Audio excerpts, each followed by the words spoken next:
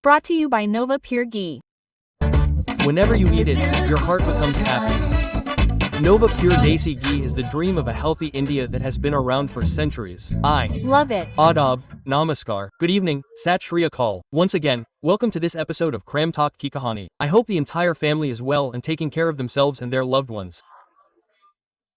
Before I tell you today's story, I'll tell you about a story from Mumbai, an incident that left many parents worried for 2 hours. Anything could have happened, but thankfully, everything went well in the end. There's a studio in Mumbai's Powai area called Raw Studio. Auditions for a web series were to be held today, and the studio also offers acting classes.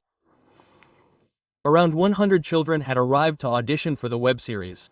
The auditions were going on, and the children were leaving. Finally, around 20 children were left. 20 children were in the studio. Then a man named Rohit, who works there, suddenly locked all 20 children in a room.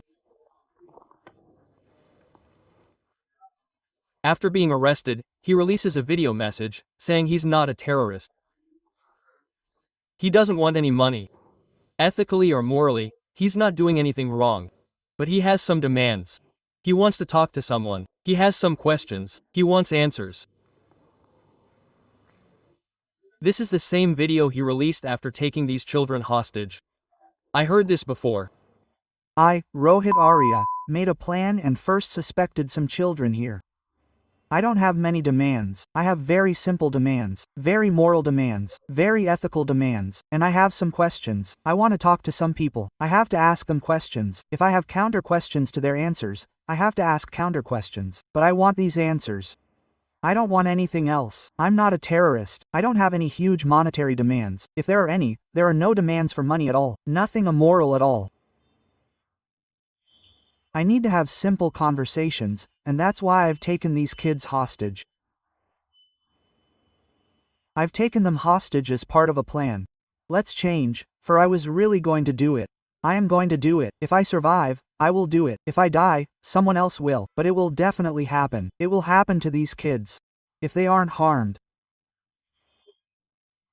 Because the slightest wrong move from your end will trigger me to set this entire place on fire and die in it. Whether I die or not, the kids will be unnecessarily hurt. They will definitely be traumatized. If something happens to them, I don't know. I shouldn't be held responsible for it. Those who are causing this unnecessary trigger should be held responsible. Whereas a normal person just wants to talk. After I'm done talking, I'll come out on my own. I'm not alone. There are others with me. Many people have these problems. And I'm going to offer a solution, just by talking. Please do not trigger me to do anything to anyone. So, through this video, you understood his entire statement, his entire demand. Another thing about Rohit Arya is that he has his own YouTube channel. Throughout this conversation, he didn't specify any demands. He simply said, I'm not a terrorist, and that he needs answers to some questions. He needs to talk to someone. As soon as this video surfaced, what happened was that the children were peeking out of the windows of the studio room where they were locked. They were crying. Passers-by noticed this. A crowd slowly gathered. Many parents were also there, and they too became worried. Then the police arrived. These children were taken hostage at 1:45 in the afternoon. Now the police arrived, as the lives of 17 to 20 children were at stake. Meanwhile, the police are gathering information about the video and Rohit Arya. It's revealed that Rohit Arya's mental health is not entirely sound. The children's lives could be in danger. Well, the police first tried to negotiate with the couple. Then they entered the studio. During this time, shots were fired. Rohit Arya was hit. The children were safely evacuated. The police then took Rohit to the hospital, where he later died. All the children are now fine, back home with their parents.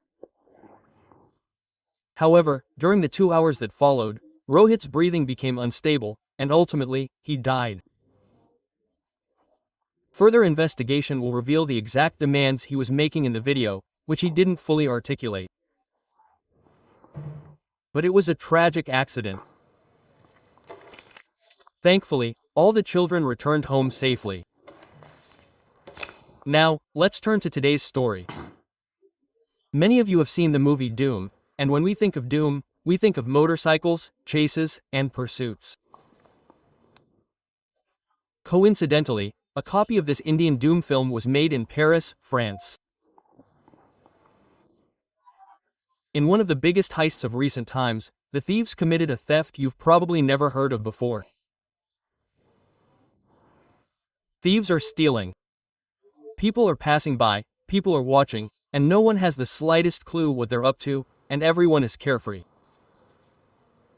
This is the story of Paris's most famous, in fact, France's most famous, Louvre Museum. The building that houses this Louvre Museum used to be the royal palace of the French royal family. The royal family lived in this palace for nearly 200 years. Later, around 1793, when the French Revolution occurred, the palace was converted into a museum. So, before 1793, it used to be the residence of kings. It's a beautiful, luxurious palace. And now, the Louvre Museum is here, preserving the entire cultural and art heritage of France.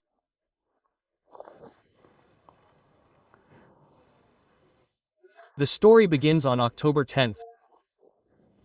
On October 10th, a truck is stolen in Paris. This was no ordinary truck, but the kind of truck with a lift, which is typically used for maintenance work on high-rise buildings.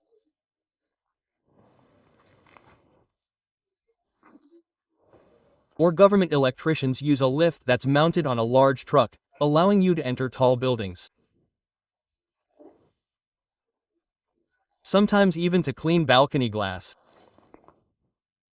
So, on October 10th, news of a truck being stolen about 20 kilometers from Paris comes. But no one pays attention. How was the truck stolen? Why? But this was just the first part of the plan. October 19th, exactly 9 days after the theft of a truck equipped with a lift, used for maintenance work, on October 10th, arrives.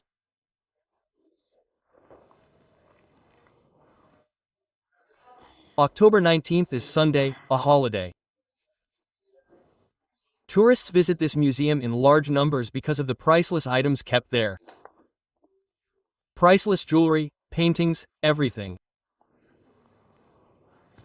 So, in the morning, tourists are waiting for the museum to open, and around 9 a.m., it's the opening time of the music museum. People start coming and going.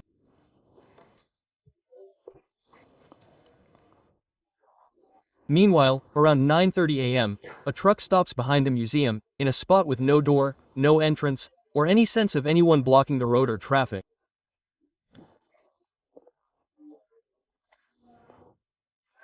It parks right behind the museum.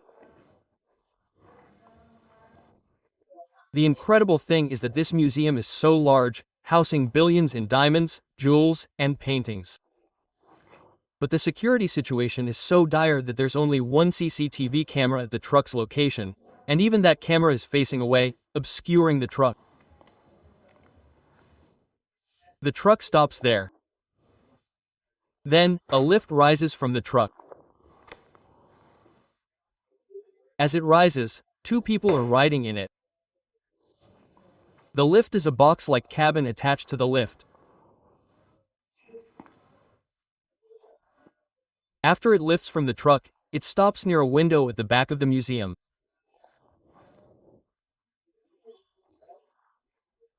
The two people riding in the lift were wearing the uniforms worn by construction workers.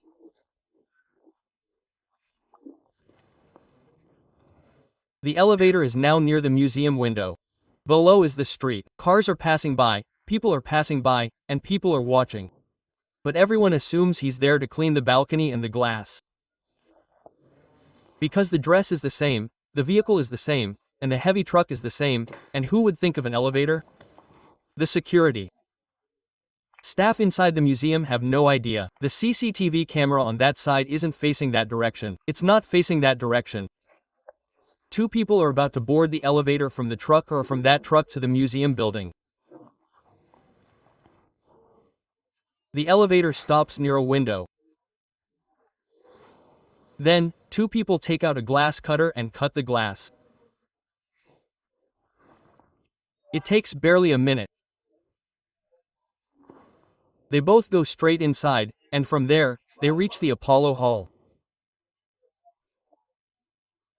This Apollo Hall is the part of the museum where the museum's most prized possessions are kept. The two arrived, and coincidentally, they discovered no one was there. They gathered all the precious diamonds and jewels stored there, a historical treasure. They were kept in glass cases, because people look inside them when they pass by. They began cutting open the boxes. They cut them open and took a total of 8 items.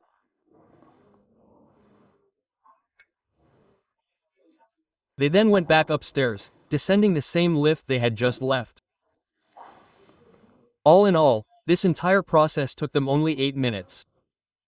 After descending, they should have left in the same truck. But that wasn't the plan. 2 Yamaha motorcycles were parked on the other side of the road. These motorcycles were from a prominent company known for their speed, reaching speeds of 180 to 200 kilometers per hour. The truck left the lift there, and then they pulled over to the side of the road. They both boarded the Yamaha motorcycles. A third one was waiting there. They left. They came and went within 8 minutes. Now what happened during this time was that when they cut the glass box in this Apollo Hall, after that for the first time the security alarm went off because it was connected with those boxes. As soon as the security alarm went off, all the staff of the museum got alert and panicked and ran towards the Apollo Hall, but there was not enough time because of the speed with which they cut. They knew what all they had to cut. By the time they reached, these two came out of the building through the glass through the same route. They came down from the lift. They sat on the motorcycle parked in front, and when people came, they saw that these boxes were empty. Now the police was immediately informed. CCTV cameras were checked and it was found that there was no camera on that side. Now the police team also went out. When she went outside, she found a crown, a historical crown belonging to the King of France, lying on the ground where she had left her box.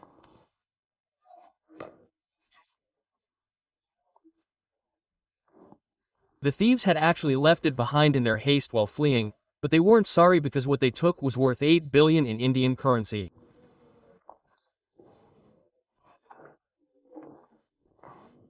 $8 billion in Indian currency, meaning $2 million, and jewelry worth 1 billion rupees in Indian currency. This museum houses so many priceless items. Such was the security at the place. They stole it and left in 8 minutes.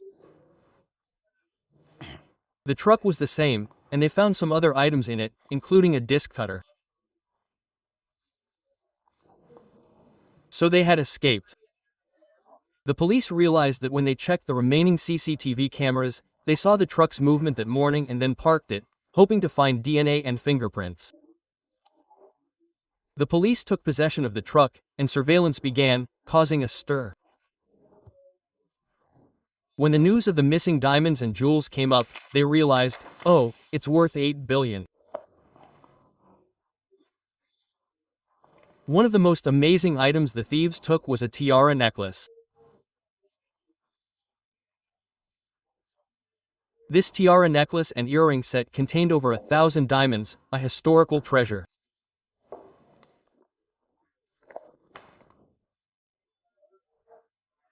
There was also a complete sapphire and diamond set worn by Napoleon's brother's wife. The thieves also took that. It's said that this entire set, belonging to Napoleon's brother's wife, was made from diamonds mined in Sri Lanka at the time. So, they took that. Additionally, a diamond and emerald set was a wedding gift Napoleon gave to his second wife. It also contained over 1,000 diamonds and other items. It came from Colombia. They also took that. The Tara brooch diamond must have been from India sometime, and it also disappeared during colonial times. They also took the crown with them, but in a hurry, they left it there. So, all these items, these photographs, and these are the items you see. They took all these things with them, valued at 1 billion rupees. After this, the French police swung into action. They swung into action. The investigation began. The first arrest was made at Paris airport. A thief had gone there to catch a flight to Algeria. He was apprehended. Following his information, another was arrested. 5 more suspects were arrested, all accomplices. But their main partner, the one who was probably the mastermind behind this entire theft, has also eluded the French police, and there's a fear that he may have left France. The search is ongoing. I've told you about the security of this museum, and this isn't the first time this has happened. In 1911, the famous Mona Lisa painting was stolen, causing a worldwide uproar. In fact, it was said to be the biggest theft of the century. For 2 years, the Mona Lisa painting remained out of the museum. It had been stolen, and Interpol and the police were all working to recover it. It hadn't been found for 2 years. After 2 years, some thieves contacted the owner of an Italian museum and said, "I have the Mona Lisa painting that was stolen from the Paris museum. If you're interested in buying it, let me know." Quote, the Italian museum owner was a respectable man. He knew the Mona Lisa had been stolen. He did his duty. He immediately contacted the people at the Louvre Museum in Paris and told them, "A man came to me to sell the Mona Lisa painting that was stolen from yours." A siege was immediately laid, and 2 years later, the Mona Lisa painting was recovered. It was brought back. There have been numerous thefts here, but until now, thieves had mostly targeted paintings.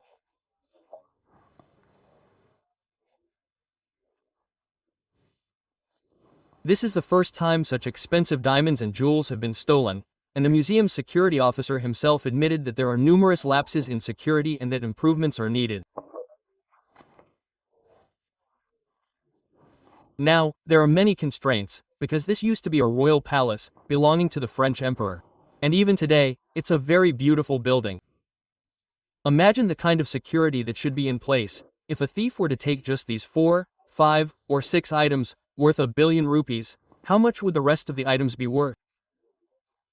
This, in itself, is a place more valuable than any major bank in the world. And if the security there is this bad, what will happen? Recent reports say this is one of the biggest thefts.